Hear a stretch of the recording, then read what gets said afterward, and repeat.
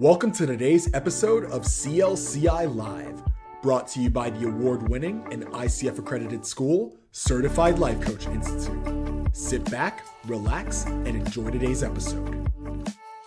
I took a bad moment to eat a bite of a protein bar. Like as soon as we have to talk. No, it was a smart move on my part. Hi, everybody. Hello, everyone. Welcome to Tuesday for Live. For Live. Oh, did you hear that? That was kind of a cool title. For Live. I think you froze a bit on Oh, that. she's normal now. So we are Seagull starting. says hello.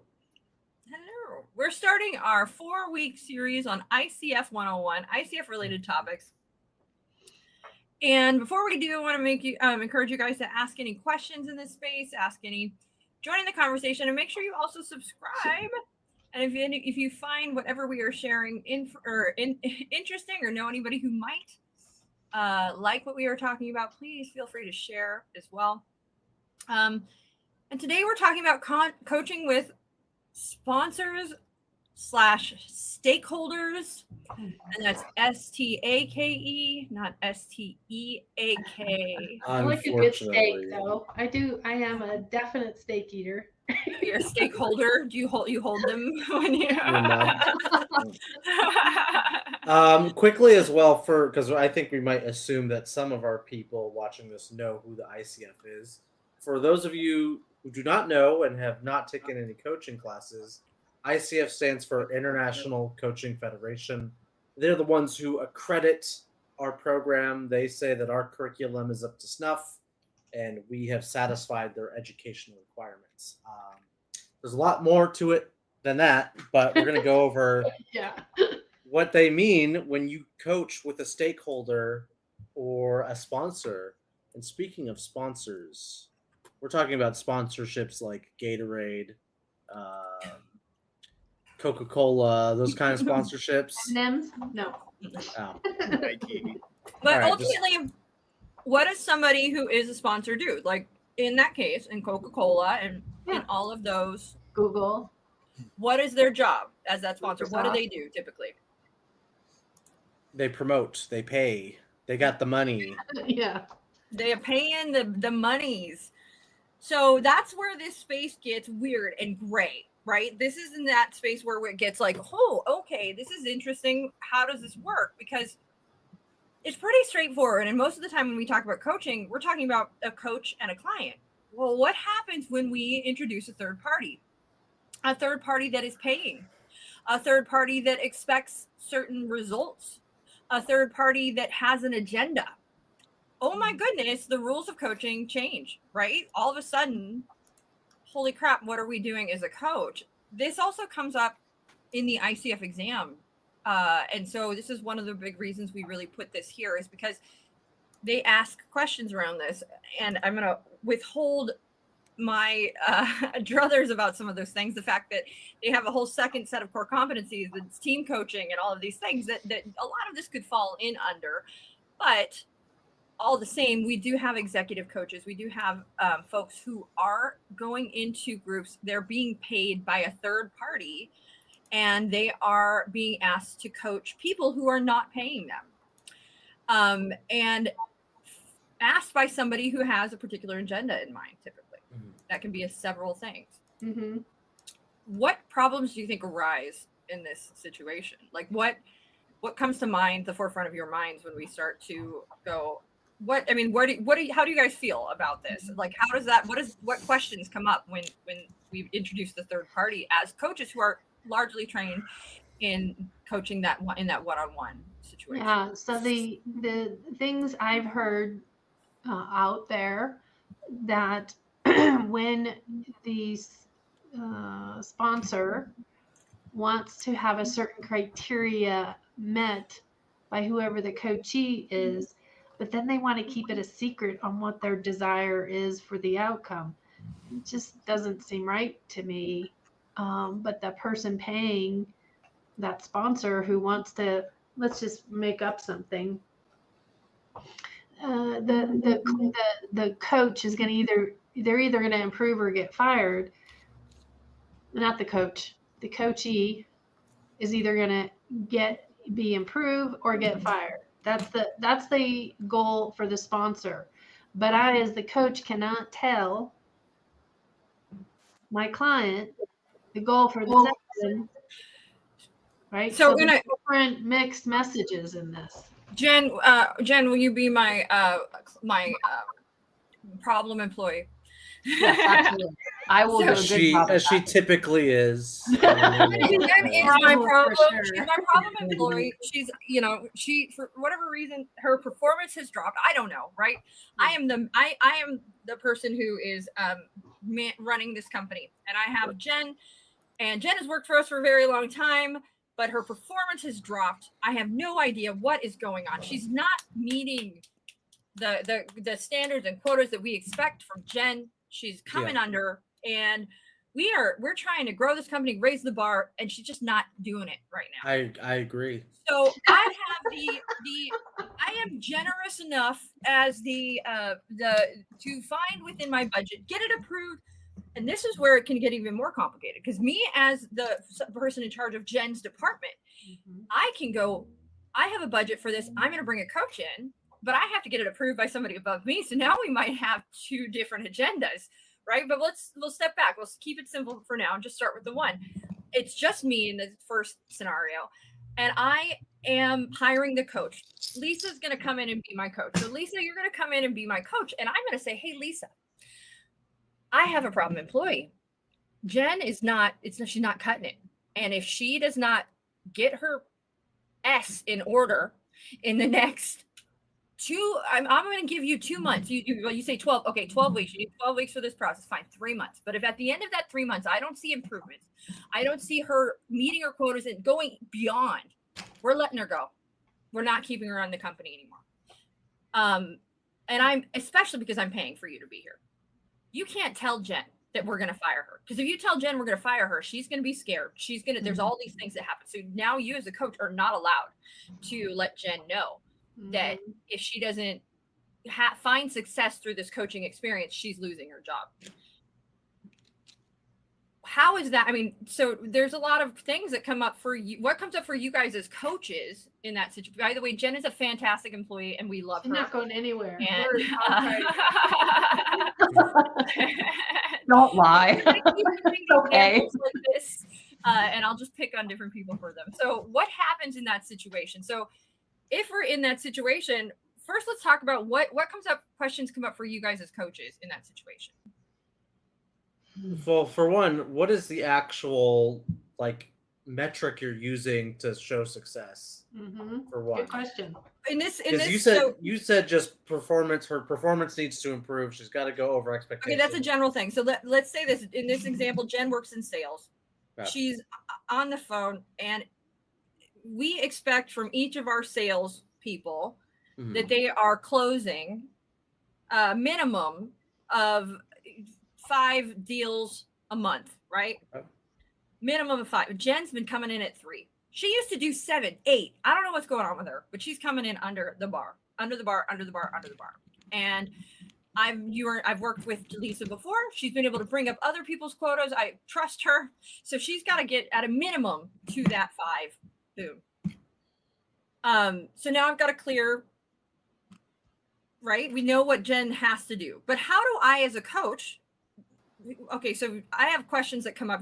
I'm asking, you asked the question as the coach, but what I was saying is, if you are in that coaching seat, is there anything that you go, wait, is there any confusion with how to handle things in that? Because I know there's some questions that come up for me. Absolutely. Jen? Well, I mean, so what do you want to focus on? I don't think is happening in these sessions. That's my first thought, right? How do Because I walk into a we coach's know. assessment That is and correct. have this? I have an agenda as a coach, right? I'm walking in the door with an agenda. It's not my client's agenda.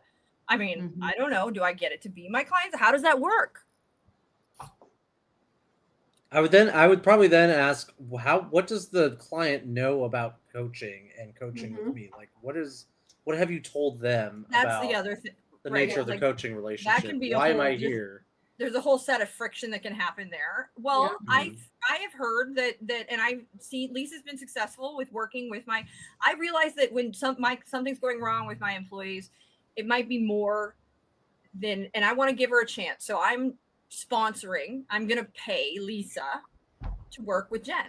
So is it already, since I've supposedly already worked with others, is it already then an understanding that as a coaching interaction with this company's sales team, that they're already aware of when I work with them, it's either fly. Not necessarily. So far, you've been successful, so they don't know that the result is firing.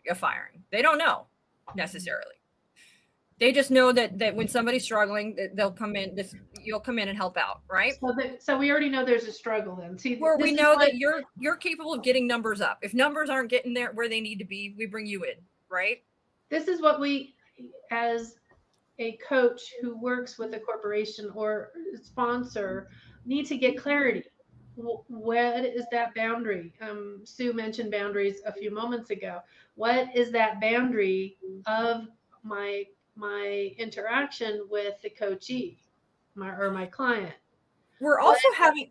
Go ahead. When we're talking boundaries, do we have two realms of confidentiality, right? Yep. We have sponsor confidentiality, Yep. and we have client confidentiality. Yep. We're going to take this, don't let go of this example yet, because we're going to take it. I have questions that go beyond this is just in the beginning stages, right, of this coaching. Mm-hmm. So we're just in the beginning stages of this coaching. So I have to first meet with my sponsor and stakeholder, and I have to find out what the expectation of that person that is paying is, right? And that really becomes, and this is where it gets hard, right? Because now we know that there is an expectation. So I have to ask Lisa, or Lisa has to ask me, what can I share with this client? Mm-hmm. What can I share about what's going on with this client? Yeah. And then I will ideally lay out very specific things. You know, I'd like you to know that don't let her know that we're going to fire her if it doesn't improve, but you can let her know that we have a baseline expectation of 5 sales, all of these things. But what if I say to Lisa, I want to know if she's doing anything, I want to know what's going on with her. I want you to go in and coach with her, and I want you to tell me what's going on, because I feel like something's on, and I'm suspicious something's up there. I don't know. She could be drinking. She could be. You're an alcoholic, Jen, on the job? Sheesh. You just went from bad to worse. So that's why I got a work from home job, guys. I was just talking about this earlier with Brooke and Lisa.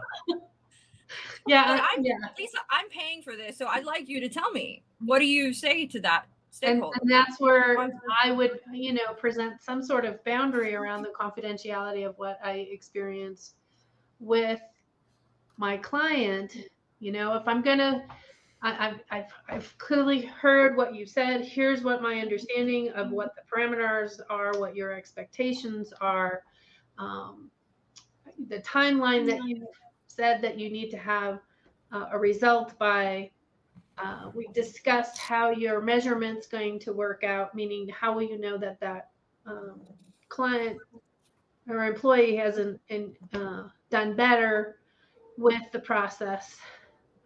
And with this, I'm going to hold confidentiality with how and what that client shares with me, so that we can best serve the company and, be successful with our growth.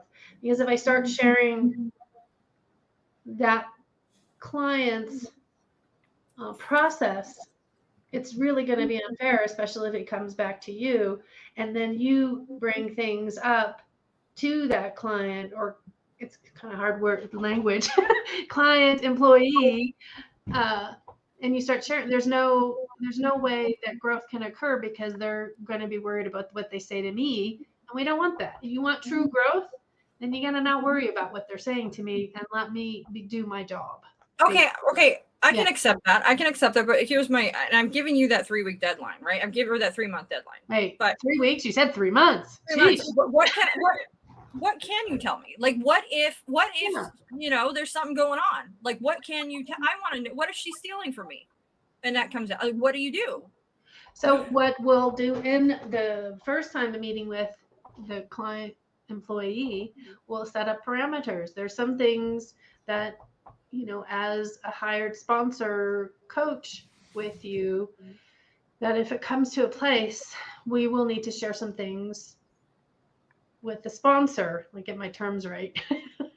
But as it generally holds, our sessions are confidential. Our sessions will have an agenda in a sense of an expectation that we have to achieve based on the employer. But you get to run this how you want, client. You get to share with me where you think you are. You get to share with me what's going on. If there's some blocks that are happening, we get to work through those. Yeah, go ahead. So, okay, now I'm feeling okay as the sponsor, right? I'm feeling a little okay as the sponsor. But now let's talk about Jen and you working together. Jen and you working together.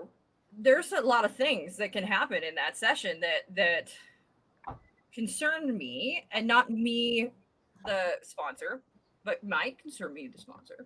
But if you're in that session with Jen and you're coaching Jen, there's a number of things that can come out. She could want to just leave too.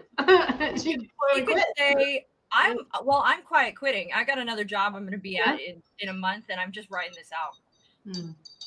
That's the conundrum, isn't it? Mm-hmm. Do I tell that to my sponsor as a coach? Because heck, she's not even going to finish coaching with me. Yeah, but see, there's the story that you like to have success with what you're doing. And if you tell on her, no one else is going to trust you. So there's got to be a fine line, because you have to, I mean, with the sponsor, you want to spell those things out. You know, if there's things that come up in session that, you know, I can share with you, we will share it with you. Otherwise, it's got to stay in that session, including if an employee says they want to quit or they have another job. Does seem like a reason why you should set the intention of the coaching session with the sponsor and the client in the same room, because if the client agrees, okay, our goals are aligned, we're working on the same goals, such as improving performance and getting up to 5 sales a month. Let me hold you for a second, Anthony, because if I have a team, I'm the sponsor, and I have 500 employees, I'm probably not going to meet with us as a threesome. With every employee, yeah. You know, so the idea of what you're saying is absolutely a great idea, but probably in a corporation, not necessarily. Well, let's say it's a direct manager of a team. I mean, this gets more complicated, but yeah, it does get complicated. To finish my thought, though, the reason, if you can do this, then it would be a good idea, is because it's on the table what the goal is for the client and the sponsor. If the client in the session later says, I have a different goal and I don't actually want to work on this goal that I said that I did, then, you know, maybe confidentiality goes out the window, and maybe you don't work with this client anymore because they weren't being forthright with what their actual goal was. So that's a weird space. And I don't think that you have to meet in the same room for that to happen, by the way. I think as long as what happens is, because regardless, you're going to have an agreement with Jen, and it's going to have to happen. And so if Lisa goes to Jen and says, okay, I've been hired, there's a sponsor, I'm here to coach you. I'm here to coach you because somebody else is paying for my services. This person that is paying for my services has said they very clearly expect this result from our coaching, from what we work on. Whatever happens in the sessions to make for us to reach that overarching goal, there might be things that you need to work on that are smaller. That's not what we're talking about. The overarching goal is that we get to here, right? And Jen has to say at that point, okay, I'm willing to work with you over, you know, I'm willing to work with you, and I'm willing to work with you to raise my goals and do better at this company, right? Jen might in the back of her mind go, okay, well, I'm leaving in a month. But if she says yes, my hope would be Jen would say, well, I'm kind of quiet. I'm leaving it here in a month, and I'm leaving here in 2 months. But what I can do is do better at this company until I leave, right? I can work with you until I leave. But the thing about that, though, me as the coach, I would have a conversation about talking to your employer about like that. I mean, at that point, for me, it rings kind of similar to referring out, or whereas because it's going to affect the nature of what you are. It's going to affect your overarching. It is, because you're hired to do one thing and something completely different is happening. And There so has to be a sponsor, transparency. yeah. There has to be, because I can't accept money as a coach. For me, it doesn't feel ethical for me to take the sponsor's money, right. knowing that we cannot continue. I'm not serving the purpose of that sponsor, Yeah. and cannot, and there's no way in which I would be able to. Yeah. So I think that is, if we're talking in a situation where it's best worst case scenario, there's a lot of gray that happens there. But I think if you return to, well, who paid you and what did they pay you for, right? And that there's a contract made, and that contract happens with your sponsor and with that client. And if that client, there we go, cannot fulfill the means of that contract, that's not a reflection on you, the coach, but that contract cannot happen. It's kind of like what we say, harm to self, harm to others. If it's harm to company, harm to the interaction, I think that's something that we need to specify when we're in that coach-client contract form. In that contract negotiation space is so what does that tell me as a coach, though? I'm going to, if it's in, now this is in this specific scenario. There are other scenarios where it's going to get, and this is why this gets so muddy so fast when we talk in these spaces. But in this specific scenario, we would need to talk to Jen, and we would need to make sure that Jen can fulfill the terms of this contract and this coaching contract, and our sponsor and stakeholders can as well. And then once everybody's on the same page, it doesn't have to happen in the same room, but truthfully, we are going to have an agreement with Jen about confidentiality.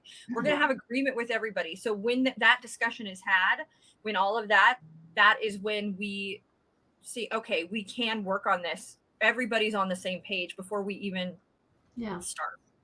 And hopefully Jen would be ethical enough to share with us that what's really going on. And that would happen before we even get into this coaching session space. Can we revisit as well the question, the ethical dilemma that comes up when the sponsor says, if she doesn't meet this goal, we're going to fire her. Don't tell her this. What do you do in that situation? My gut is telling me, don't do the coaching. Yeah. Here's the other withholding information. Don't do that, because you're there's essentially. one thing. It's great because ideally, it seems like a lying by omission. Ideally, when Jen was hired, it was communicated with Jen what the expectations of the job was. Huh. So ideally, Jen knows at this point, and ideally, Jen knows what her quotas are. It should be clearly communicated to her as a salesperson, where there's an expectation that you reach this level of sales. I mean, otherwise, we're not going to keep you on. It should be. Do you know that as the coach? We don't know that, no, but that's why. So it is. It's a fuzzy gray area, right? It's she should know as much. It's almost like the it's weird. I mean, it's a true life situation though. That absolutely would come up. But it happens all the time. That's what many corporate coaches are hired for, is to get the team in a better space, whether it is to perform better, to make more money, you go on down there. And that takes me to another thing that can happen. And yes, and that's when it's a weird space, and it takes a certain person to be an executive coach, because you're going in and managing several agendas. And you're also, the expectation is much higher. And that's why executive coaches tend to charge a lot more, because there's a lot more on the line typically. And if you read about the situations when corporate coaches or executive coaches come in, it's usually in situations where there is either somebody has just bought the company and they're taking over, and people are like, F you, we're out, we're leaving. And they're there to help like smooth the transition, or there's a merger and they're there to help smooth that merger. or they're brought in because a company is not doing well. The team is, they've got something going wrong. And now that coach is coming in. It's typically not as simple as one human being. It's typically not, and that's what was going to bring me to my next point. Jen, the employee, is in her coaching session, and she says, well, I'm not doing well because Anthony is harassing me. Man, Anthony. And I'm not, I don't feel because I sent that certificate with the poop emoji on it, wasn't it? And I don't feel comfortable coming into work every day because Anthony is harassing me every day. Mm-hmm. So I love this company. I like what I do, but Lisa, I'm at my wit's end with Anthony, and I have to work with this guy.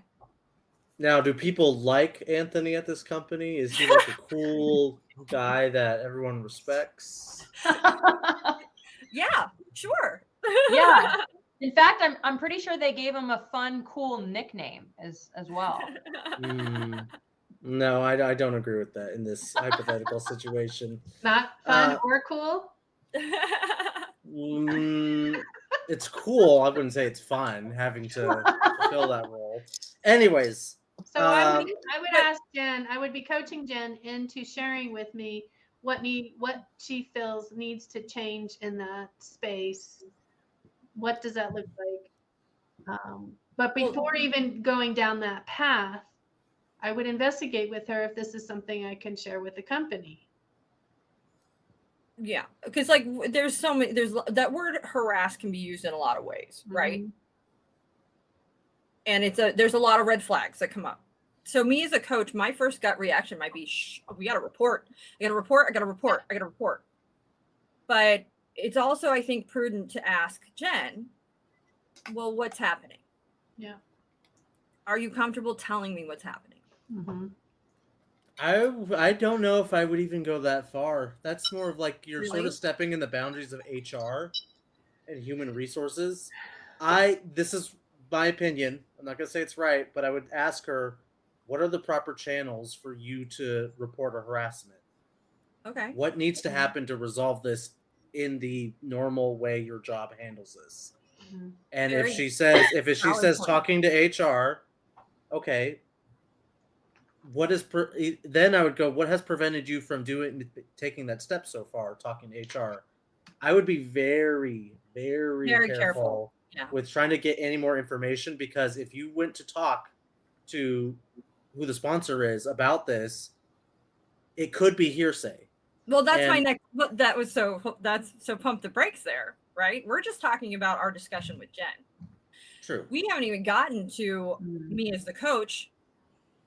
Do I report to sponsor? Do I report to HR? Do I report? So I'm in this company. Who do I? Whatever comes out, if she says something, and what are my duties as the coach? Who do I tell? When do I tell? Mm-hmm. Etc. And that's another alignment of at the beginning is you're setting session contracts, right? Harm to self, harm to others, and this is harm the employee is feeling.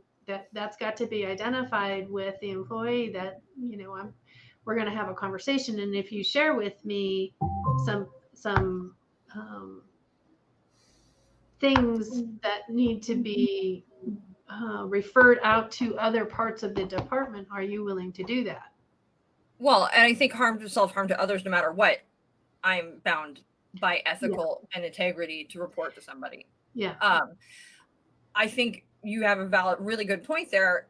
When discussing with your stakeholder, before we ever even get to Jen, you have that conversation. Do you have an HR department? Mm-hmm. Do you have somebody that handles any situations that are happening within your company with regard to anything going on, harassment, anything in these, and to find out, do the extra work to find out if that exists and where you go, what those steps are, and in their view, I mean, I wouldn't even say in their view. It's laid out by your law. It's laid out by law. It's laid out. Know those things. Take the time to know enough. And if you don't know, talk to their HR department too. Do your I research. want to add some extra spice to the mix. Yeah. What if this add- hypothetical You need Anthony? more? I thought that was enough. Hypothetical Anthony. Let's talk about This hypothetical Anthony hypothetical is also a client of Lisa's at the same company. That's that. Yes, right. Wait, what? Is What also if- a client. What if Hypothetical Jen? Anthony- What if Jen and Anthony are? I both haven't just your hired clients? Lisa to coach Jen. Lisa's coaching Jen, Anthony, and Jerome because my whole team sucks. So And Jerome is worse than Anthony in many regards in this hypothetical situation, and is the worst offender. Man, What? at that point, the coaches just got to run. That's what happened. I'm running away from this one. It just got too complicated. This coach, but now we've got a lot of. Oh no, I have a lot of knowledge as a coach.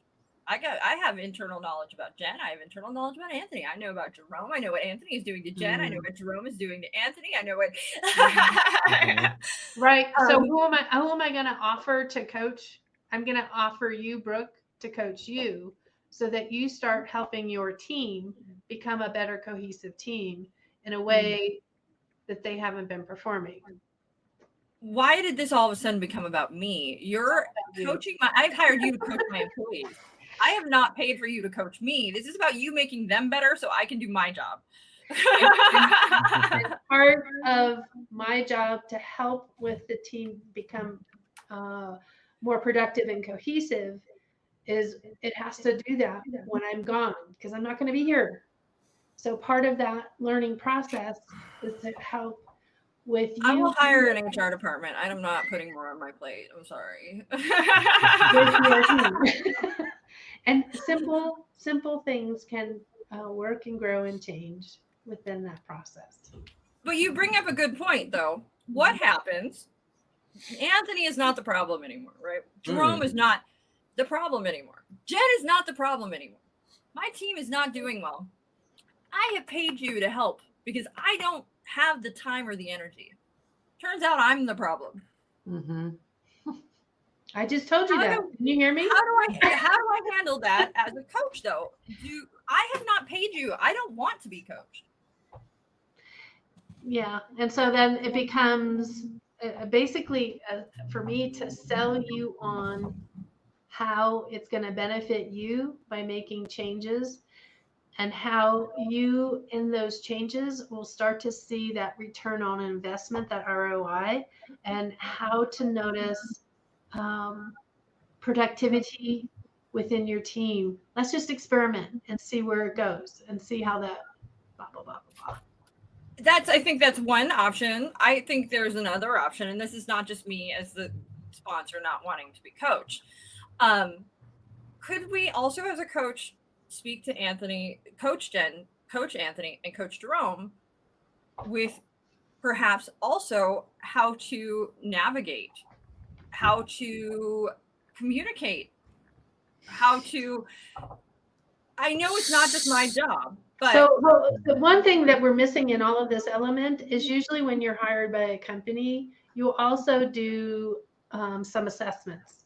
And in those assessments, usually everybody takes them, at least who everybody is that's going to be coached, so that the feedback comes in on what struggles Anthony feels, what success Anthony feels within the company, and how that Brooke is handling things as well. And so those 360s and the 1010s and all those different assessment kinds of tools tell me, the coach, on what everybody's looking at and what their expectations are, where they feel the weaker points are, where the strength points are. And so we start identifying those pieces.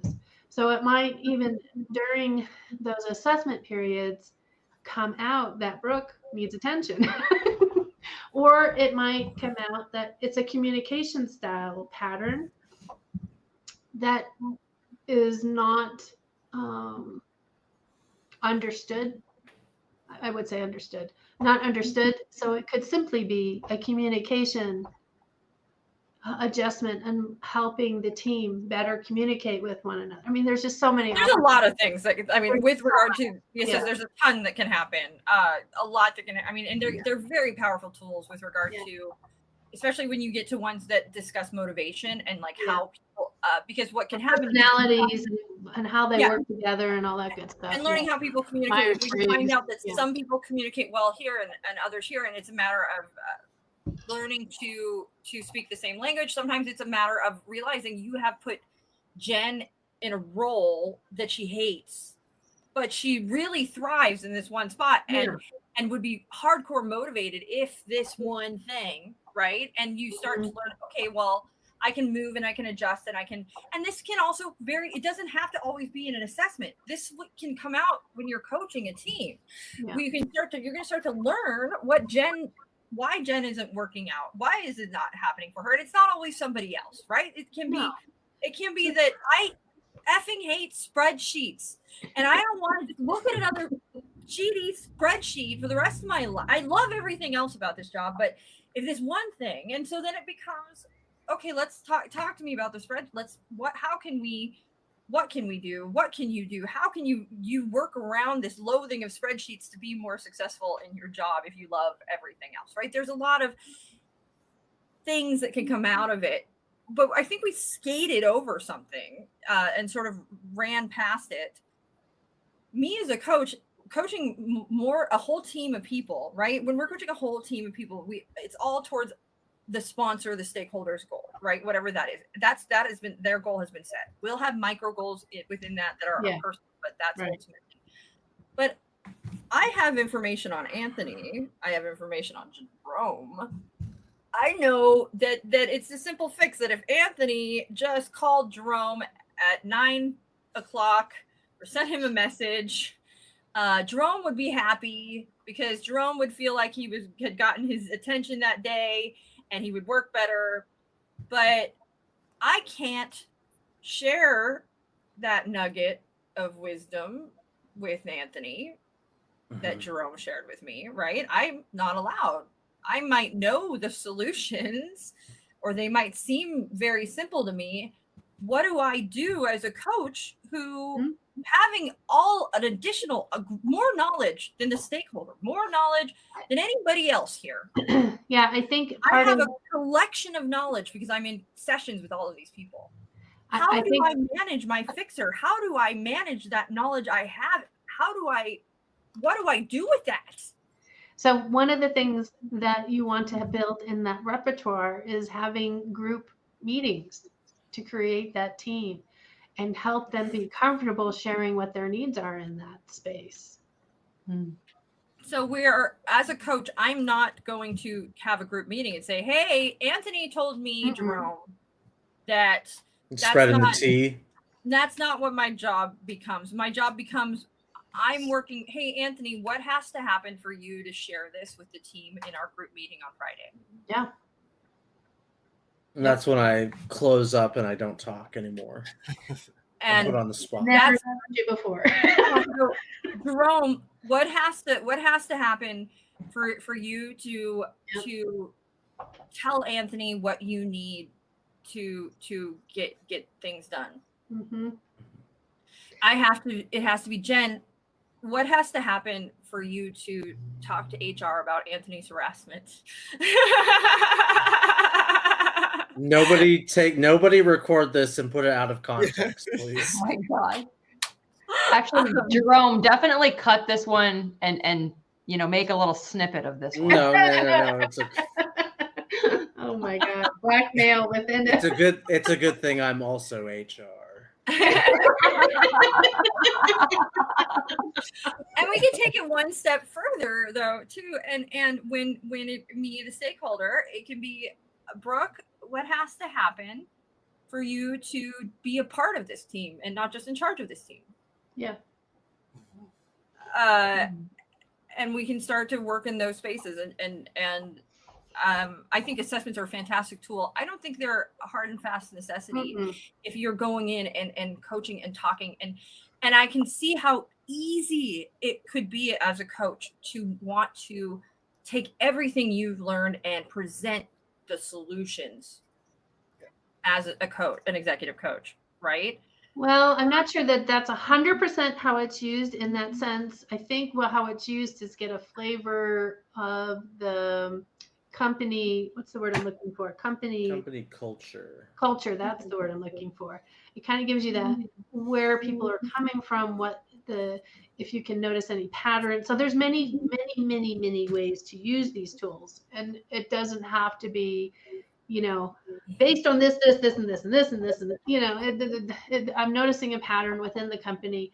This is going to best suit the company as a whole to get that ROI moving. I don't even know if I mean, for me, it's my red alerts go as far as to say this is going to best suit the company. I think, I can use I can use all of that knowledge and know the questions to ask to allow the company to create their own solutions. To, in those group meetings, ask pointed and powerful questions that help the company come together and work better together. If that assessment is in there shared, and we have something that's like an assessment, and let's say it shares motivations, and it says Jen is motivated by answering phone calls, Jerome is motivated by marketing and helping people, Jerome is motivated by marketing and also helping people. Anthony is not at all motivated by helping people. Don't ever have him talk to human beings. But I see all of this knowledge, and I've got Anthony answering phones. I have Jerome isolated in a room and ignoring, not doing anything creative. And I have Jen not having any interaction with people. I might go, okay, well, I got a team. What if I put Jen on phone where she can help people? I put Anthony in billing kind of situation where he's not having to deal with as many people. And we put Jerome in a marketing social media situation where he can feel like he is thriving and doing it. But that's where the consulting piece comes in. That's not coaching. This is gonna be my really stupid answer that solves all these problems, is that you are a consultant who has coaching as a skill set. Yes. Well, and also I wasn't even sharing as the coach. I was sharing is if we had assessments and all this stuff came out, it might become that easy for me as a leader to look at the bigger picture and see where I can move pieces. Yeah. So that they are more motivated and happier where they are. And do so in a way that is palpable and is easy. We don't have a lot of time left. We've actually burned through quite a bit of time. Right? So let's talk about, really, before we go anywhere, let's talk about another sort of stakeholder sponsor situation. We've talked about this business thing. What happens if I come into a company, and let's take that merger company. So in this scenario, we'll say Jen is merging her company with Anthony. Jen has a thriving corgi breeding business, and Anthony has a thriving kitten breeding business. We all work for them. He's going to have a kitty soon. We're going to join you. Jen and Anthony decided to join these two companies, right? And make corgi kitten hybrids. Super dog and cat breeding company. Wasn't that a cartoon dog cat or cat dog? Cat dog, yes. Yeah. A super cat dog eugenics company. Go on. And they each have their own separate agendas. And I come in, they're both giving me their separate agendas. But also I have Jerome hates cats. He is a dog person. I hate dogs. I am a cat person. No, I do not want to work with that dog company Jen is bringing in. And I have disgruntled employees. I'm a coach. I'm coming in. There's all this anger. There's frustration. There's mixed matched agendas. Nobody's on the same page. How do I handle that as a coach? One thread at a time, honestly. It's just, you've got to take a breath and understand, like you have mentioned earlier, what is the overall goal for the company? So the first step would probably be getting Jen and Anthony coached and on the same page, right? Probably. so that you, because I mean, I can't even have a contract Yeah. if Probably. I don't know what my terms are, what the terms for success are, what my Yeah. goal is, what is a measurement for success when you've merged these two companies together. What does success look like through that merger? I mean, Yeah. So if we take those scenario and build from it, each of them, felt like they hit that glass ceiling, and they had this concept that if they merge together, they can break through that glass ceiling. But what does that even mean? well, and I also don't want to lose my employees in this process. Yeah. My employees might be dog people. I value, like Jen values Jerome as her dog. He is her right hand man. Her top dog. She cannot run her company without Jerome, but Jerome does not want to do this. Anthony can't run his cat breeding company without me. And so I don't want to join with Jerome.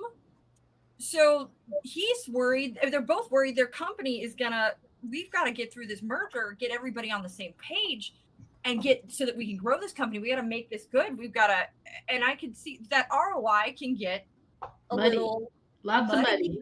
Because it's not about you helping them make more money immediately. It's about you easing a transition. Mm-hmm.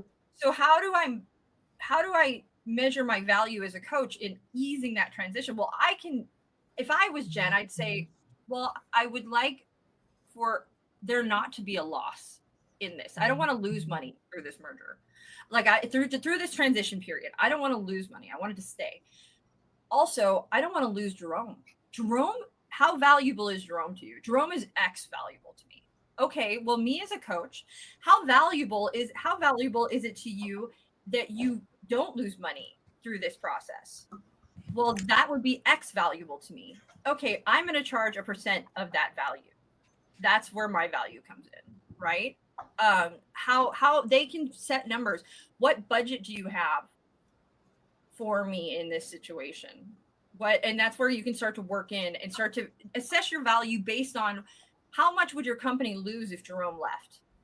How much time, energy, and resources would you lose if you lost Jerome or if you lost Brooke?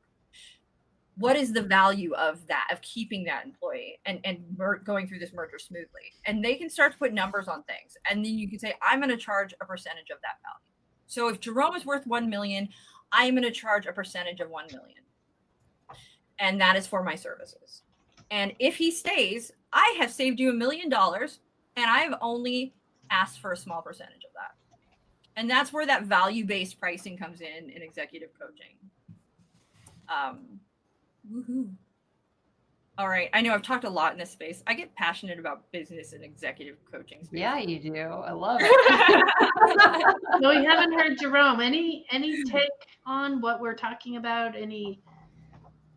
I don't know if I have anything that might be too valuable in this space because this isn't something that, I do a lot of learning through our classes that we really speak about. So I'm excited that we do have something that we can, while we are in class, refer our students to, because it does come up, sponsorships.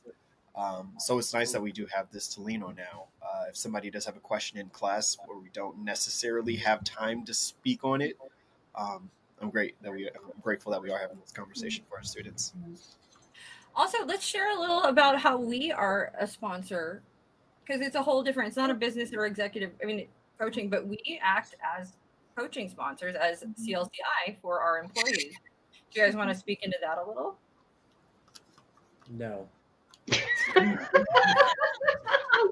Yes, we have a staff student coaching program where we, the staff, coach our alumni who sign up with us to coach. And so CLCI sponsors it. We get paid our wage essentially to coach.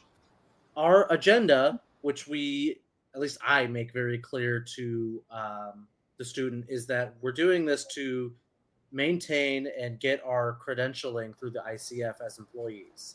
This session's recorded. My mentor coach can look at it. The ICF can review it. That's my agenda that you should know before going into this. However, we're going to coach and focus on what your goals are. And CLCI's agenda, the reason that we're willing to pay and sponsor is that we want make sure our team is getting coaching experience, right? Getting paid coaching experience. And also that we want that experience to be going towards them getting credentialing. We want them to be getting credentialed. And so that's why that piece is so important, that they are recording, that they are coaching and doing not consulting, because ultimately those sessions are being paid by us so that you can submit them to mentor coaches. You can submit them so that you can get that true ICF experience and work your way toward ICF credential. So it can sometimes be frustrating for our students, I think, at times, because they want us to advise. They want, at least for me, and I've certainly gotten that. And I have had to go, no, you can't advise. I can't do that. That's not what this is for. That's not what my sponsor has asked of me in this space. And it would be dishonest of me to not be coaching in here, because then I'm accepting money for something that is not the intention of the whole process and what this program was created for. It was also created to give value to our students and give them a chance to be coached, because we also think it's very powerful for us to go be coached and go through a coaching process as a client as well as a coach. And we find that being on both ends of that is a very powerful tool. But that's a whole other situation of sponsor where it's not as muddy and scary and right. But it's absolutely a situation where these coaches, these are folks here, everybody here is coaching with a sponsor and with a and there have been moments where we've had to have confidentiality shared, and it was only shared with the sponsor. And there's an understanding too, though, that the sponsors can watch and review recorded sessions. And so that's just, all of that is shared within and in that contract and clearly laid out prior to. And that contract is very important for the sponsored coach to read and understand and follow. Yes. Jen can speak from personal It is not your coaching container. It is a sponsored coaching container, and you have to honor the sponsor's agreement. That's really simple. Me and Sam went through a lot of trouble writing that contract, so you guys better read it and stick to it. And it's a big difference. That's what that means. There is a client coach container, but then there's a sponsored coaching container, and the rules definitely are different, but they should be clearly laid out before you ever get to the container. Right. So everybody has a clear understanding of what that path is, so that nobody is caught surprised. Oh, I didn't know that was going to happen. It's just the way it is. And I think it's really important as a sponsor in any realm to make sure I'm going to share, make sure I understand what sharing is and what sharing is not, and what in that coach relationship conversation. These are also situations where you might have clients that don't want to be your client sometimes. Yep. In these situations, and those are waters you have to navigate, where you're going to have clients that it can be harder to establish trust sometimes, because sometimes these people they're not wanting to be there.